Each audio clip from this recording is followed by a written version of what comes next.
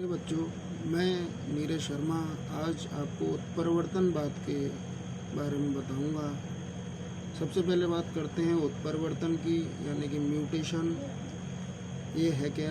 देखें, किसी जीवधारी में उसके जीवन काल में अचानक उत्पन्न होने वाले लक्षण उत्परिवर्तित लक्षण, जिन्हें हम म्यूटेंट कहते हैं, कहलाते हैं तथा इस प्रक्रिया को उत्परिवर्तन यानी कि म्यूटेशन कहते हैं। उत्परिवर्तन की व्याख्या सर्वप्रथम हॉलैंड के प्रसिद्ध वैज्ञानिक ह्यूगो डी ब्रीज ने इवनिंग प्रिमरोज, जिसका वैज्ञानिक नाम है ओइनोथेरा लैमार्कियाना, पर किया था।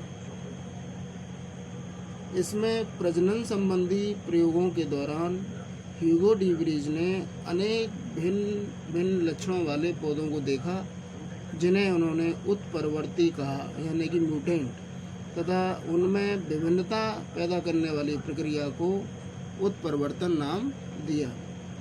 हॉलैंड के जो वैज्ञानिक थे ह्यूगो डी ब्रीज, इन्होंने मेंडल के नियमों के पुनः खोजकर्ताओं में से एक थे।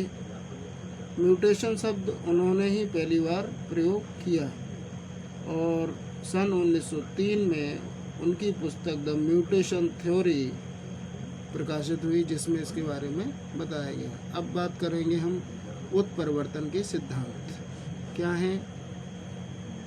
नंबर 1, नई जीव जातियों की उत्पत्ति प्राकृतिक चयन द्वारा पीढ़ी दर पीढ़ी संचित एवं क्रमिक विकास के फलस्वरूप नहीं होता, बल्कि एक ही बार में स्पष्ट एवं स्थायी आकस्मिक यानी कि अचानक परिवर्तन के फलस्वरूप होता है। अर्थात उत्परिवर्तन अचानक से होने वाली प्रक्रिया है, ये उन्होंने बताया। दूसरा आपके देखें, जाति का पहला सदस्य जिसमें उत्परिवर्तन होता है उसे उत्परिवर्तक यानी कि म्यूटेंट कहते हैं। यह सदस्य उत्परिवर्तित लक्षणों के लिए शुद्ध नस्लीय होता है।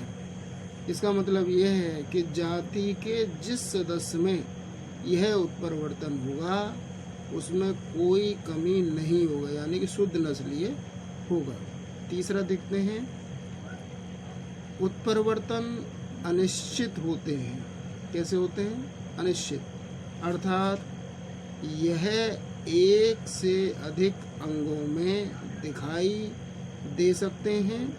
इसके अतिरिक्त अंगों की अधिकता भी हो सकती है तथा अंग विलुप्त हो सकते हैं। अतः उत्परिवर्तन उत्परिवर्तक के लिए लाभदायक अथवा हानिकारक अथवा निरर्थक हो सकते हैं। कैसे हो सकते हैं? निरर्थक। इसका मतलब ये आपने देखा होगा कि मनुष्य में 6 उंगली हो जाती हैं, यह उत्परिवर्तन के कारण ही होती हैं। चौथा देखते हैं, सभी जीव जातियों में उत्परिवर्तन की प्रवृत्ति होती है। कैसी होती है? उत्परिवर्तन की प्रवृत्ति होती है, जो कभी बहुत अधिक, कभी कम और कभी शुभ यानी कि निष्क्रिय होती है। और अगला है पॉइंट 5, एक ही जाति के सदस्यों में भिन्न भिन्न प्रकार के उत्परिवर्तन हो सकते हैं। कैसे हो सकते हैं? अलग अलग प्रकार के। इसका मतलब ये है, कोई भी जाति हो, कोई से मतलब मनुष्य है, जंतु दूसरा है कोई, उसमें भिन्न भिन्न प्रकार के उत्परिवर्तन हो सकते हैं। ये जो आपका उत्परिवर्तन सिद्धांत था, ये बहुत ही इम्पोर्टेंट पेपर में अक्सर आता है। इसे आप अच्छी तरीके से पढ़ सकते हैं और इसे अच्छी तरीके से याद करें। और अच्छा लगे तो यह वीडियो आप लाइक करें, कमेंट कर सकते हैं और शेयर के माध्यम से भी आगे बढ़ा सकते हैं। धन्यवाद।